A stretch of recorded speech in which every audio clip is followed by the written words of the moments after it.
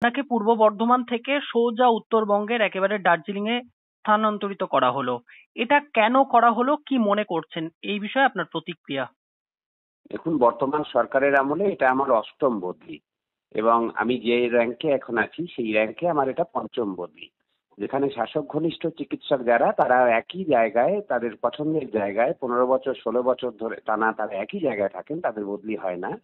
সেখানে আমরা যারা দুর্নীতির বিরুদ্ধে কথা বলি, যারা বিচারের দাবিতে পথে নামি, তাদের বারংবার বদলি হতে হয়। এই ঘটনা আমরা দেখেছি।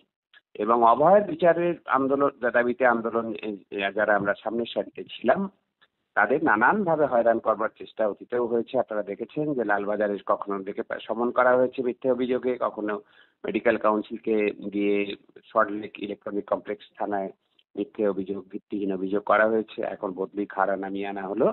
কিন্তু দার্জিলিং এ হচ্ছে যে যদি বুঝতাম যে হ্যাঁ কাজের প্রয়োজনে একটি জায়গায় করা হয়েছে, সেটা তাও একটা অর্থ ছিল।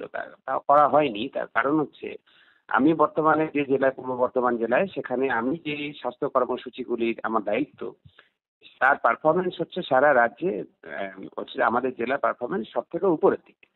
কিন্তু আমাকে ট্রান্সফার করা হয়েছে একটা প্রায় রোগীবিহীন একটা হাসপাতাল, যেখানে রোগীপত্র থাকেই না, এবং হচ্ছে যে সেই পোস্টই হচ্ছে আমার যে র্যাঙ্ক তার থেকে লোয়ার র্যাঙ্কের পোস্ট।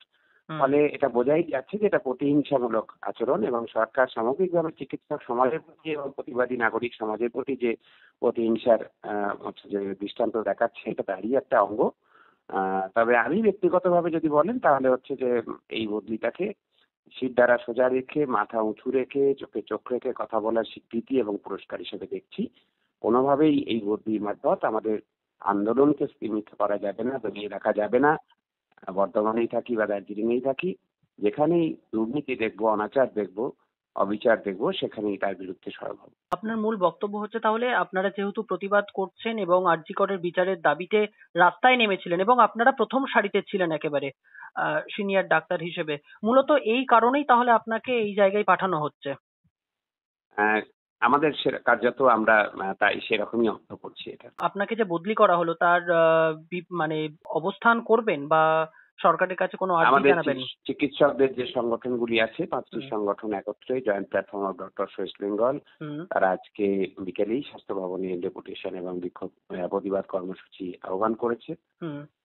এবং পরবর্তী যা পদক্ষেপ হবে আপনারা নিশ্চয়ই জানতে পারবেন। শেষ প্রশ্ন আপনাকে। তিলোত্তমার ঘটনার 9 মাস পর গতকাল তার বাড়িতে ডেথ সার্টিফিকেট ইস্যু করা হলো। এই ব্যাপারটা কিভাবে দেখছেন? এতটা দিন সময় লেগে গেল কেন? প্রথম কথা, তথ্য প্রমাণ লোপাট করতে করতে এমন অবস্থা হয়েছিল যে ডেথ রেজিস্ট্রেশন সার্টিফিকেট পেতে গেলে যে তথ্যগুলি লাগে সেই তথ্যগুলি খুঁজে পাওয়া যাচ্ছিল না, যে কাগজপত্রগুলি লাগে। এবার হচ্ছে যে এতদিন ধরে এটা চলছিল, দরজায় দরজায় ঘুরছিলেন অভয়ের পরিবার। কিন্তু যেহেতু হচ্ছে যে সুপ্রিম কোর্ট হাইকোর্টকে মনিটর করবার দায়িত্ব দিয়েছে, এবং বুঝতে পারছিল সকলেই যে হচ্ছে খুব তাড়াতাড়ি, হয়তো সামনের সপ্তাহে হচ্ছে যে বিচার শুরু হবে, মানে হাইকোর্টে আবার শুনানি শুরু হবে, তার আগে হচ্ছে যে অস্বস্তি এড়ানোর জন্য তড়ি ঘড়ি এটা গতকাল তার বাড়িতে ডেথ সার্টিফিকেট পৌঁছে দেওয়ার সিদ্ধান্ত নেয় সরকার। ওকে, ধন্যবাদ।